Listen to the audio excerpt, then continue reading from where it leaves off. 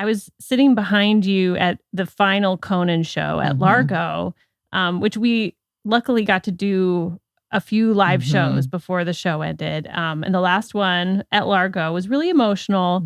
And it was so sweet at the end. Conan had a long list of thank yous to people. And he gave a really sweet and heartfelt thank you to you. He did. So I was wondering how you felt at seeing that show, if that was emotional for you.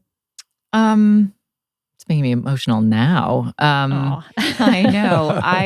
It's funny because I was completely unprepared for that. He's so, there's like, I call it the separation of church and state, like in our, life. There's like his private life and then his job. And they've just always been very delineated and that makes a lot of sense. And so it does seem like, if there ever were going to be a moment where he would talk publicly about something personal, it's going to be a moment like that. But I still was sort of surprised by it. I did not anticipate it. I didn't know he was going to say anything about anything in particular. I was really glad I had happened to take a shower that day, because they were putting the camera on us. And so your hair smelled great. Thank you. I did notice that.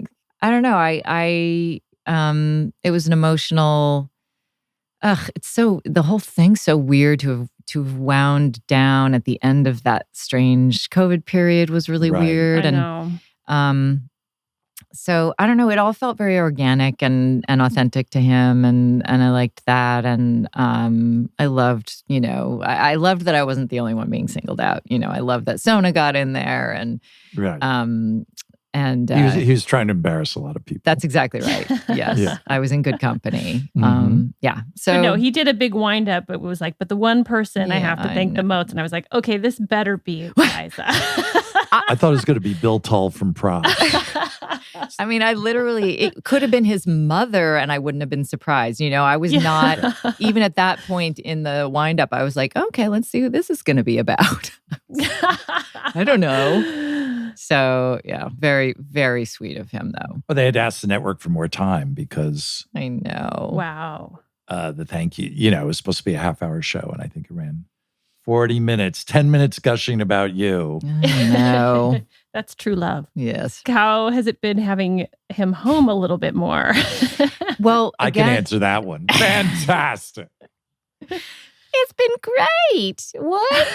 I think if we hadn't just had that weird lockdown period to sort of break us all in, it might have been stranger. But there hasn't been that big a change. And, he's still going off to do podcasting stuff, and he's still, bothering Mike Sweeney a lot and Matt O'Brien a lot.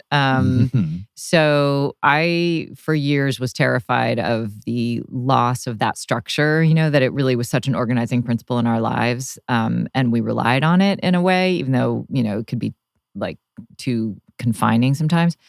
But it hasn't been a huge shift. And also, we're at a point in our family life where it's great that he's around to like drive someone somewhere if I need help with that. Or, I've been kind of like only doing the domestic stuff for so long that to have him a little bit more available for some of that is amazing. Not too available. Once we don't you want to teach him how to do things.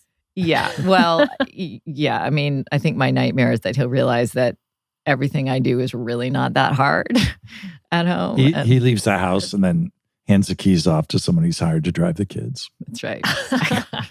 Yeah. Well, we used to compare notes because back when I was head writer, when you're the head writer, you're kind of like the show wife. Yes. Yes. Mm-hmm. So. That's right. Yeah. It's a bit. So you two have a special connection. Mm-hmm. And it's kind of a hot potato of, oh, thank God he's giving Mike a hard time right now because that means I'm out of the glare.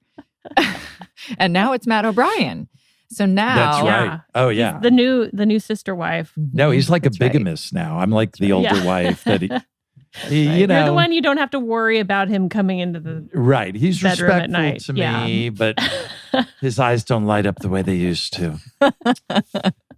What can you do? But the cute thing, I have to say, the cutest thing right now is with Sona's babies. We haven't even met them yet.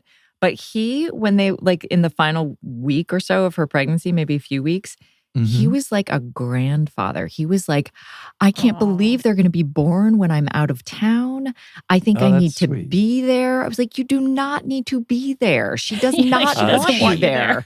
Yeah. She wants nothing to do with you right now. But he's so excited. He shows me pictures of those kids like more often than I think he may have ever looked at pictures of our kids when they were that age. Like, they're really so cute. funny. Oh my God. It's amazing. Yeah. So that's a very sweet kind of foreshadowing, I think, of how he might be as a grandparent. As a grandparent. Yeah.